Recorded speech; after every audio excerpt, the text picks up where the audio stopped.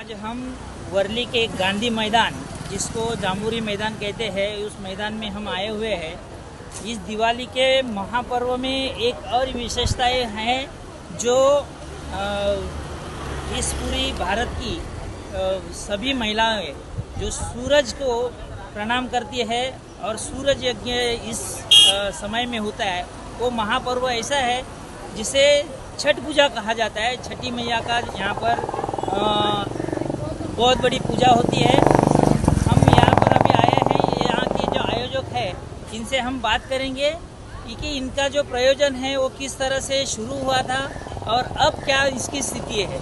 हम जानते हैं कि इस पर्व की शुरुआत किस तरह से। देखते हैं ये सारे यहाँ पर आयोजक आए हुए हैं, उनसे बात करते हैं। महाराज प्रणाम। इस महापर्व छठ पूजा की आप जो तैयारी कर रही है उसके बारे में मैं जानकारी लेना चाहता हूँ। आप क्या कहेंगे? आपका नाम बताइए। मेरा नाम डॉक्टर राजेंद्र कुमार झा है और ये छठ उत्सव जो महापर्व है ये लोक आस्था का पर्व है। इसमें भगवान सूर्य के लोग तो प्रातःकालीन अर्घ्य देते हैं। यहाँ जो ये क्रम है ये 4 दिवस का क्रम है। चतुर्थी तिथि से आरंभ होकर सप्तमी तिथि तक ये चलता है। पूरे विश्व में, न कि भारत में, पूरे विश्व में जहाँ जो है हमारे भारतीय सनातन स्वावलंबी धर्म का भी लोग होते हैं वो सब करते हैं। चतुर्थी तिथि को यहाँ शुद्धाचरण किया जाता है, एक भुक्ति भोजन। उसके बाद पंचमी तिथि को वो जो व्रती होते हैं वो दिन भर व्रत रखते हैं। शाम को गुड़ान्न, गुड़ का और चावल का खीर बनाते हैं। नैवेद्य आदि जितने उनका अर्घ्य आदि क्रम होता है नैवेद्य आदि अर्पण करते हैं। फिर इसके बाद जो रात को वो अन्न लेते हैं नैवेद्य रखने के बाद, वही अन्न को खाए हुए बिना जल के षष्ठी के प्रातःकाल उपवास करके बिना जल के निर्जल व्रत हो करके वो घाट की विधि को जो आदि ठकुआ भुज जो लोक संस्कृति के आस्था के प्रभाव से जो समुपलब्ध हो समाज में, उस वस्तु का मिष्ठान आदि बनाते हैं और बना करके उस की थाली तैयार करके फिर नदी तालाब के तट पर जाते हैं। तो संध्याकालीन अस्ताचल सूर्य को तो अस्तोदयाद सम्मेन कमलोपी श्रद्धामणि सूर्य, भगवान शिव भी जिस सूर्य को अर्पण अर्घ्य करते हैं, ऐसे अस्तोदय सूर्य को भी वो शुक्ल, ये जो कार्तिक मास का है, कार्तिक मास की शुक्ल षष्ठी तिथि को जो संध्याकालिक अर्घ्य देता है, इसीलिए षष्ठी देवी, और ये षष्ठी देवी जो है भगवान सूर्य की पुत्री है, तो इसे छठी मैया के नाम से, षष्ठी का जो है अपभ्रंश शब्द छठी, तो छठी मैया के नाम से ये पर्व जो है महालोक आस्था का महापर्व है। और सप्तमी को उदय सूर्य को अर्घ्य देने के बाद, पूजन करने के बाद ये व्रत पूर्ण होता है। फिर माताएं जो है तला आदि में अर्घ्य पूजन करने के बाद घर जा करके फिर उन जो जल आदि से पारणा करती है। तो ये लोक आस्था का पर्व है। और ये लोक आस्था का पर्व क्यों है? तो सूर्य आत्मा जगत उत्सश्च, सूर्य जो है वैदिक काल परंपरा से सूर्य आत्मा, सूर्य जो है आत्म कारक है। नवग्रह आदि में सूर्य आत्म कारक है और आत्म कारक सूर्य।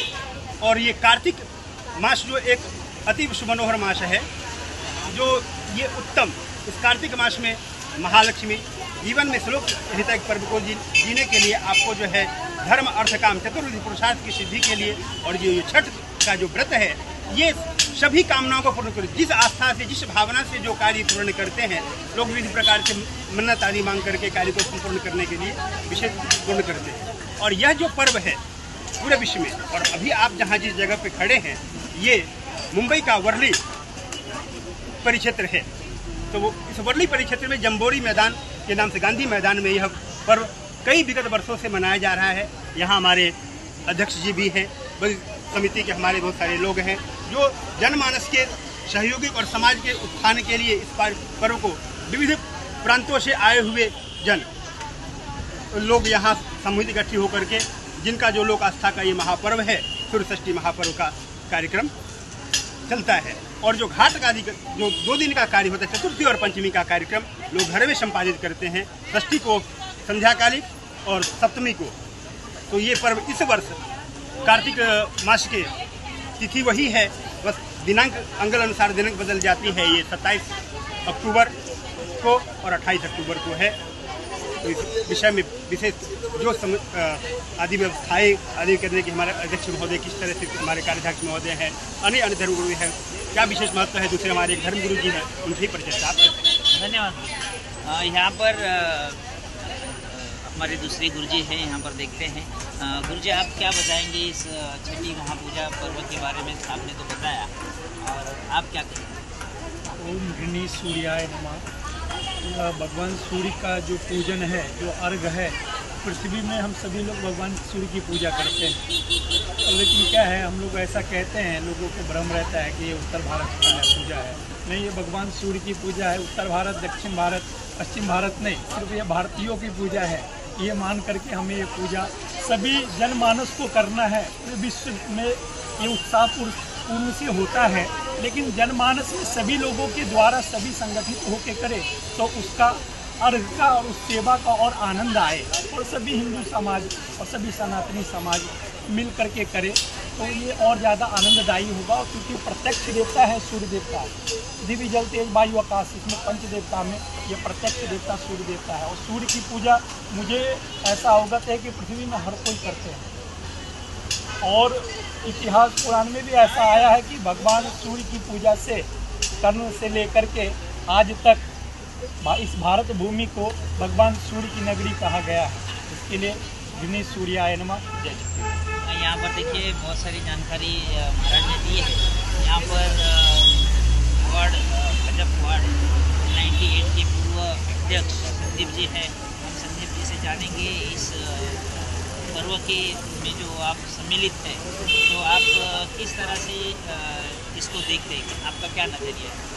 ये हिंदू संस्कृति का जो भी है त्यौहार जो है वो सब मिलकर करना चाहिए, और जो हिंदू पुराण और हिंदू संस्कृति का जो पहले से पूर्वज करते आ रहे हैं उसमें शामिल होना चाहिए हर कोई। तो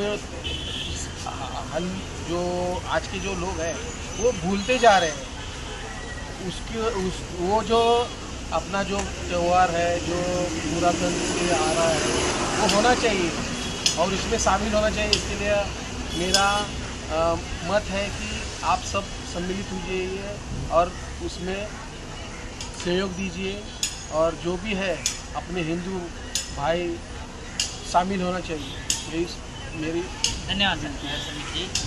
यहाँ पर देखिए हम यहाँ पर घूमने पिल्लई जी है जो वर्ली विधानसभा के सचिव रह चुके हैं।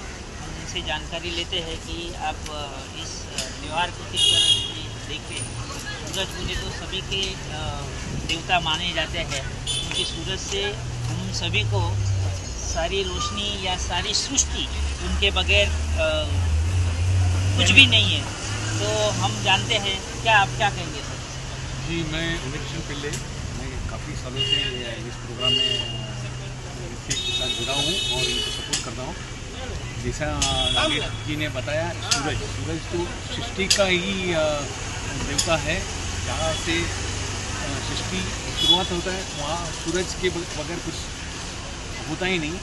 और सुबह उठ के हम सूर्य देव को ये देते हुए हर दिन का ये है। और छठ पूजा सिर्फ बिहार लोगों का नहीं, पूरा सनातनी हिंदू सनातनी भाई जितने भी जन हैं सभी जन आना चाहिए, सपोर्ट करना चाहिए। अपना ये परंपरा जिंदा रहना चाहिए, जागरूक रहना चाहिए। सबको निवेदन करता हूँ, सब अपने हिसाब से 27 तारीख को 6:30 बजे जो प्रोग्राम सूर्यास्त के वक्त शुरू होने वाला है और 28 तारीख तक चलेगा सूर्य उदय तक। तब तक सभी जन अपना उपस्थिति रखें और इस प्रोग्राम को बड़ी मात्रा में सपोर्ट करें और बड़ा एक इवेंट बनाएं हर साल जैसा। धन्यवाद। यहाँ पर देखिए जो इस कार्यक्रम को ही नहीं तो पूरे हमारे वर्ली विधानसभा अभी आज जिला के जो सचिव मंत्री बने हुए हैं भाजपा के, और सनातनी धर्म को पूरी तरह से निभाने वाले ऐसे हमारे मंत्री नंदकिशोर जी यहाँ पर है। सर, आप क्या कहेंगे? धन्यवाद नागेश जी। मैं नंदकिशोर की बात ये जो कार्यक्रम है छठ पूजा, ये विशेषतः लोग इसे उत्तर भारत का कार्यक्रम मानते हैं, त्यौहार मानते हैं। एक्चुअली ये उत्तर भारत का त्यौहार नहीं है, पूरे विश्व का त्यौहार है। सूर्य की आराधना होती है, सूर्य के देवता की पूजा की जाती है। औरतें पुरुष जो भी हैं ये उपवास रखते हैं अपने बच्चों के लिए, उनके कल्याण करने के लिए, अपने परिवार की सुख समृद्धि के लिए उपवास रखते हैं। निराजल रह के इसका पूजा करते हैं। और ये पूजा कुछ दिनों में मैं देख रहा हूँ कि बहुत मुंबई में बहुत व्यापक तौर पे मनाया जा रहा है। सिर्फ उत्तर भारत नहीं, दक्षिण भारत, पश्चिम भारत, हर प्रांत से बहुत अच्छा रिस्पांस इस कार्यक्रम को मिल रहा है, इस पूजा को मिल रहा है। तो ये जामुरी मैदान में भी ये कार्यक्रम 7वां वर्ष है जो हम कर रहे हैं। हम सभी लोग मिल के छठ पूजा समिति के माध्यम से वर्ली ये कार्यक्रम हर वर्ष की तरह इस वर्ष भी किया जा रहा है। जितेंद्र इसके संस्थापक अध्यक्ष हैं और उनके साथ हम लोग इस कार्यक्रम को कर रहे हैं। कार्यक्रम का रूपरेखा ऐसा है कि 27 तारीख को ये कार्यक्रम 5 बजे शुरू होगा। हवन यज्ञ ये सब होते हुए करीबन 6 बजे तक ये कार्यक्रम हवन यज्ञ संपन्न हो जाएगा। 6 बजे के बाद से रंगारंग कार्यक्रम की शुरुआत होगी और वो कार्यक्रम 10 बजे तक चलेगा। इस बीच जो छठ पूजा की जो कार्यक्रम होता है, जिससे अर्घ देते हैं स्त्री पुरुष और बच्चे जो अर्घ देते हैं, वो भी चलता रहेगा। तो ये कार्यक्रम 5 बजे से लेकर 7 बजे तक हम ऐसे मान के चल सकते हैं कि सूर्यास्त तक पूजन का काम चलेगा। पूजन का काम जैसे ही संपन्न होगा तो रंगारंग कार्यक्रम होगा, लोकगीत होंगे और अतिथियों का स्वागत होगा। और कार्यक्रम 10 बजे संपन्न होने के बाद सुबह फिर 5 बजे से फिर यही कार्यक्रम अर्घ देना जैसे भी को हम अर्घ देते हैं, ये कार्यक्रम 5 बजे से 8 बजे तक फिर चलेगा और 8 बजे के बाद ये कार्यक्रम समापन हो जाएगा। तो मुझे वर्ली और मुंबई के सभी लोगों से निवेदन है कि आप भारी से भारी संख्या में इस कार्यक्रम में आए, इस कार्यक्रम को सफल करें। धन्यवाद। धन्यवाद नंदू जी।